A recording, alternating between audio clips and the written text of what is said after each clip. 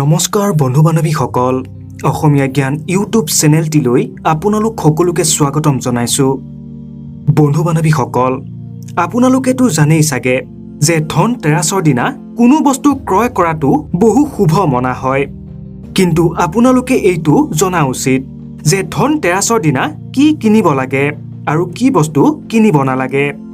বন্ধু বান্ধৱীসকল ধনতেৰাছৰ দিনা ধনৰ দেৱতা ভগৱান কুবেৰ আৰু মাতা লক্ষ্মীক পূজা অৰ্চনা কৰা হয়। প্ৰতি বছৰে এই ধনতেৰাছ কাতি মাহৰ ত্ৰয়োদশী তিথিত আৰু দেৱালীৰ পৰা দুদিনৰ আগত পালন কৰা হয়। এনে মান্যতা আছে যে ধনতেৰাছৰ দিনাই সাগৰ মন্থনৰ সময়ত মা লক্ষ্মী আৰু ভগৱান কুবেৰ প্ৰকট হৈছিল।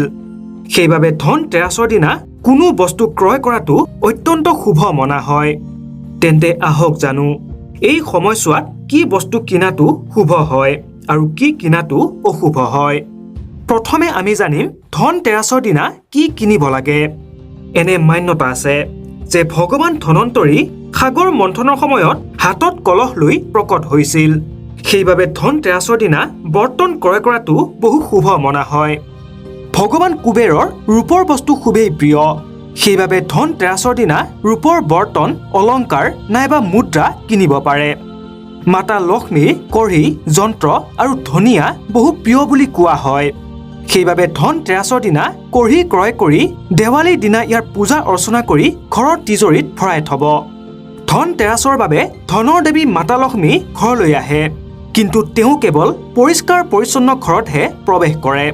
সেইবাবে এই দিনাখন ঝাৰু ক্ৰয় কৰাও বহু শুভ মনা হয়, যিহেতু ধনতেৰাছৰ পৰাই দেৱালী আৰম্ভণি হৈ যায়। সেইবাবে এই দিনাই দেৱালীত পূজা কৰা লক্ষ্মী গণেশৰ মূৰ্তি, শিল, বাতাচা আৰু মাটিৰ চাকি কিনাটো বহু ভাল মনা হয়।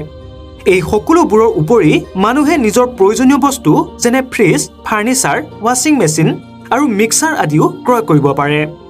বন্ধু বান্ধৱীসকল এতিয়া আমি জানিম যে ধনতেৰাছৰ দিনা কি কিনাৰ পৰা বিৰত থাকিব লাগে। এনে মান্যতা আছে ধনতেৰাছৰ দিনা নতুন গাড়ী ক্ৰয় কৰাটো বহু শুভ হয়, কিন্তু এই দিনা ৰাহুকাল চলি থাকে। সেইবাবে এই সময়ছোৱাত বাহন ক্ৰয় কৰাটো শুভ মনা নাযায়। ধনতেৰাছৰ দিনা চিচাৰ বস্তু কিনিব নালাগে। লগতে ধাৰ থকা বস্তু যেনে কেঁচি, চুৰি, দা, কটাৰী আদিও ক্ৰয় কৰাৰ পৰা বিৰত থাকিব লাগে। মনত ৰাখিব কেৱল ধনতেৰাছতেই নহয়, বৰং হিন্দু ধৰ্মৰ কোনো উৎসৱ পাৰ্বণতেই কলা ৰঙৰ কোনো বস্তু পৰিধান নকৰিব। সেইবাবে ধনতেৰাছৰ দিনাও কলা ৰঙৰ কোনো বস্তু ক্ৰয় নকৰিব।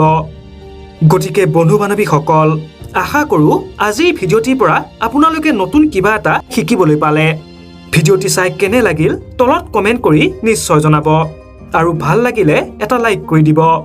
লগতে চেনেলটিক ছাবস্ক্ৰাইব কৰিবলৈ নাপাহৰিব। তেন্তে পুনৰ এক নতুন তথা জ্ঞানবৰ্ধক ভিডিঅ'ৰ সৈতে লগ পাম। আজিলৈ ধন্যবাদ।